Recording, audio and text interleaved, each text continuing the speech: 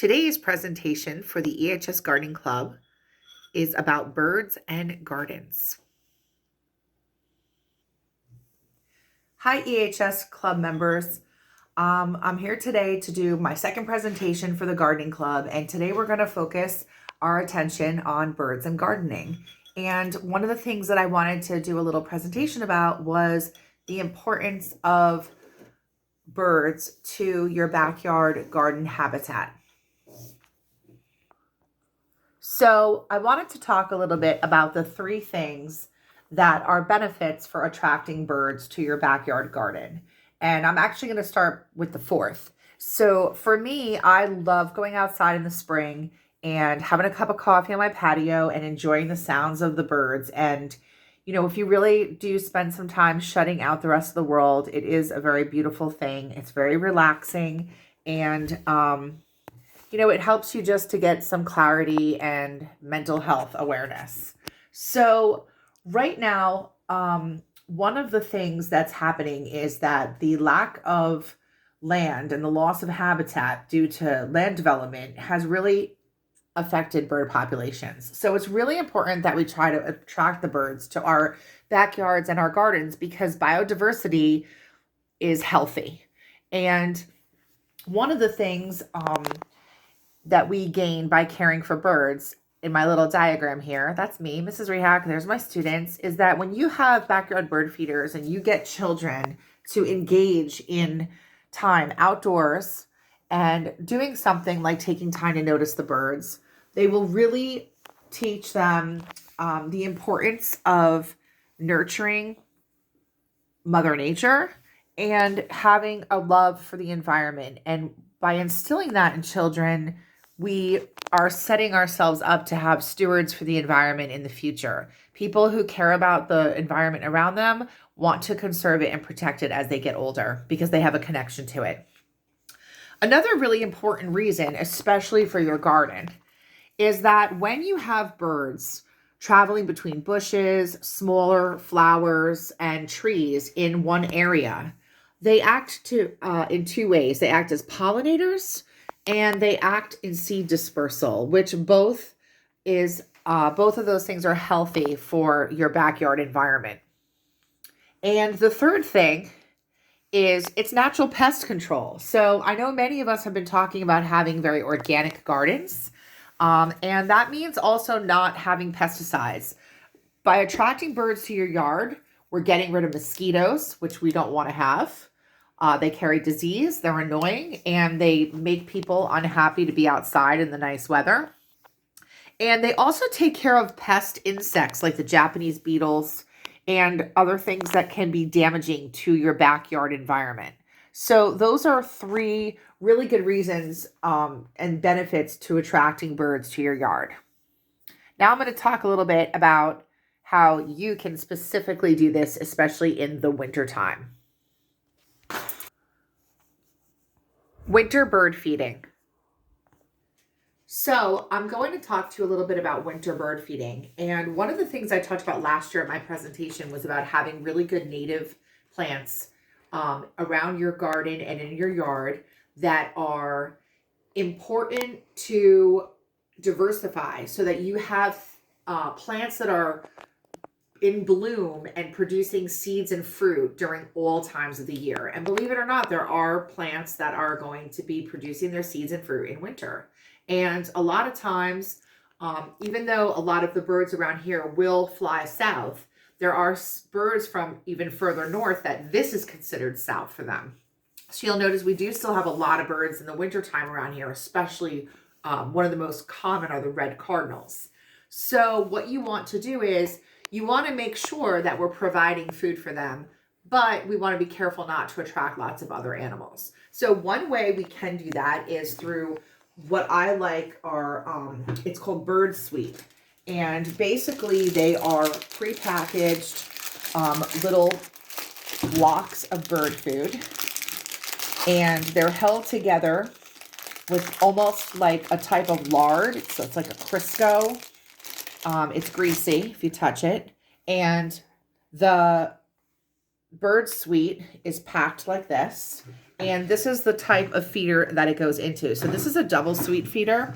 Now, they also come like this mesh, but green, and it's just a square mesh box that hangs from a tree. So it doesn't have the housing piece. I have a lot of those in my yard because they're inexpensive, because the metal is coated in a plastic coating. They last a really long time. And when you hang them with just the metal casings, it actually is pretty squirrel proof. They really can't get to them, so you get to enjoy the birds. So these are great, and all I do is send my kids or myself around the yard. We load them up. And as you can see, you can buy these in 4 different varieties. There's the woodpecker suite, the high energy suite. This is great for the chickadees in the winter. Peanut suite. This will really attract the bluebirds. And then this berry suite. And so I try to keep all 4 around my yard. We have woodpeckers here. Actually, I know there's some in Emerson as well.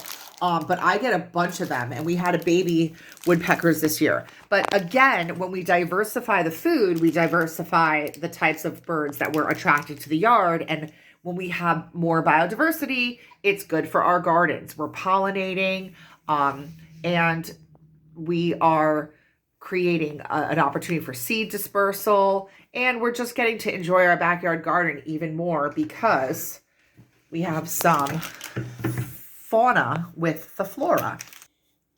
So another thing that I'd like to show you is how you can even make your own bird feeders for the wintertime. So I'm going to be showing you how to make your own bird feeder, and these are some of the materials you're going to need. You're going to need a muffin pan, some cupcake liners, 12 feet of natural twine, a cup of lard, and 2 cups of wild bird food. So, this is a cupcake pan, muffin pan. I have baking cups here, paper baking cups. I used a natural twine that actually has, you want natural twine because you don't want it to be synthetic, because you want it to be outside. And actually when the birds are done with the bird feeder, they may even take the twine and use it in their nesting materials. I happen to like this kind. It's a little bit wax coated, so you can see after I've cut it that it's malleable, and you can kind of form it and you have it do things. So it's not just loose twine, okay? So it has some stability to it. I like that. I got a cooking skewer. This is just a bamboo skewer for making something like shish kebabs, just to poke holes. And then I wanted to talk to you for a moment about lard. So this is my lard. And lard is actually something that I have collected myself from whenever I make bacon. So when I cook up bacon on the weekends for my family, a quick cooking tip, it's really bad to dump bacon grease down the drain, because bacon grease turns into this. Okay, so once it cools, it solidifies, and it's a fat. So I save it, and you can see that the little droppings of bacon settled into the bottom there. This one I had it settled, the lard cooled and on top, and then another time I added more. And as you can see, wasn't so smart of me. It was so hot I could barely touch it, and I put it on my windowsill. And as you can see, this part's muddier than this, where they separated. The being on the cold windowsill actually caused it to cool before the little bacon droppings could settle out. So this one I'm not going to use for this project. I'm going to actually use this for when I cook. So I just put a little teaspoon into my griddle and fry some eggs on it and stuff. It gives it that bacony taste. And this one that's a lot cleaner, I'm going to use for today's project. So let's talk about the steps to making your own bird feeder. So the first step is to prepare cupcake liners by poking holes and inserting the twine. So I'm going to demonstrate what you're going to do. You're going to take the cupcake liners. You're going to use something like this bamboo skewer. We're going to place a hole into the bottom. So you'll have a hole in the bottom.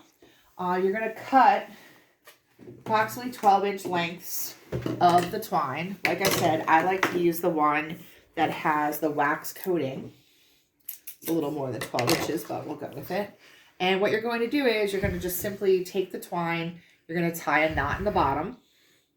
And I like to tie the knot maybe 3 times to give it a nice, large enough knot there, if you can see this. Then what you're going to do is you're going to feed the end that doesn't have the knot through the inside of the muffin or cupcake liner. Pull it through, and you'll leave this out a little bit, and you're going to put them into the tin. So you're going to end up with 12 sets of these liners with twine. Okay, so the next step is that you're going to melt the lard in a saucepan on low heat and then mix it with birdseed in a bowl using a spoon. So here we go. We're going to take this lard, and you can see it's soft, okay? It's waxy. It's not solid here. It's really soft. We're going to take it out of here, and we want about a cup of it. So I just had a little over a cup. We're going to place it in a saucepan. Now, just make sure you don't touch the inside of the saucepan with the metal spoons because you don't want to ruin the pan. And then we're going to turn it on a low heat. So we've got it on a low flame. And basically I'm going to cover it, and we're going to let it sit. And you can actually already see it's sliding around in the pan. You see it's already starting to liquefy.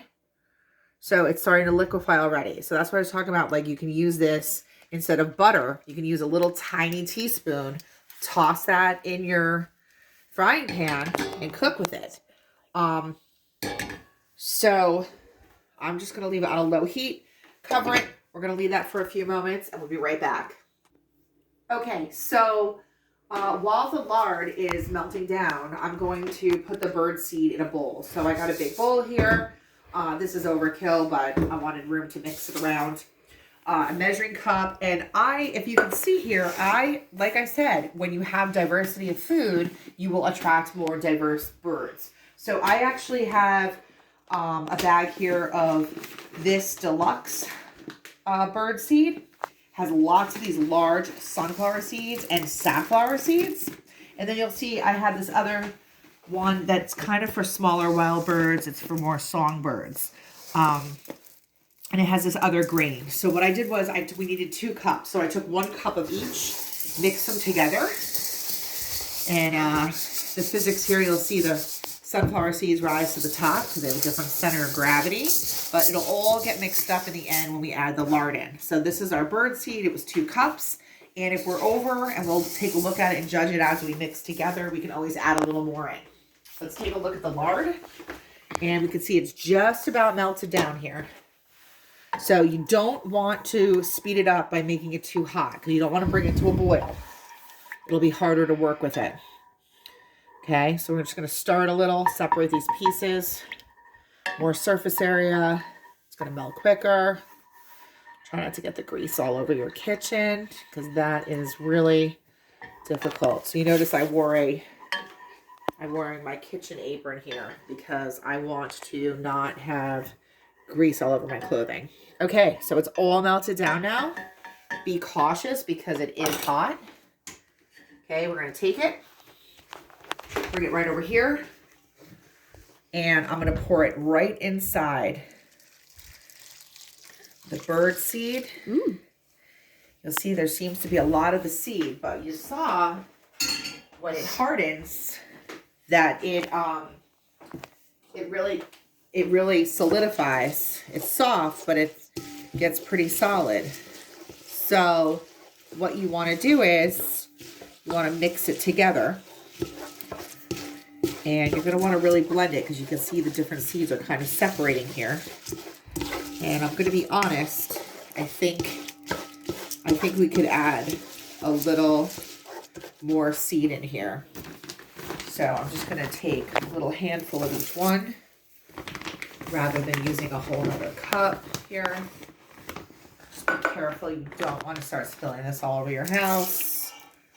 Just stir it in. Get everything coated.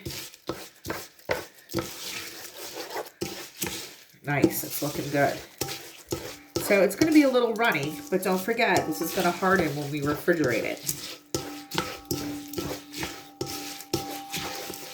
Okay, you want to stir that for me, hon?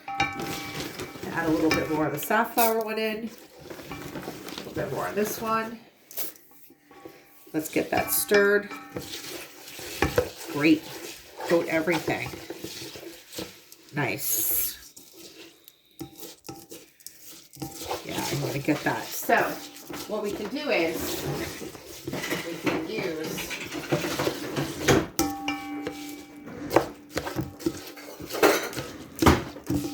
we can use a rubber spatula here to get them off the edges and get it inside the mixture. Okay, so you can get those pieces off.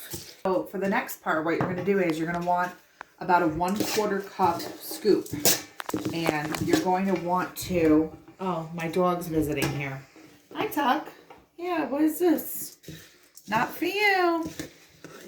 Smells like bacon grease. I know. Oh, that's what it is. He smells the, yeah, good thinking. He smells that bacon grease. Smells really good. Okay, so we're going to take about a 1/4 cup. And, okay, you got to get out of here. Bye-bye. And what you're going to do is you're going to hold up the part with this knot. And you're going to place that 1/4 cup into the container. And you're holding it up.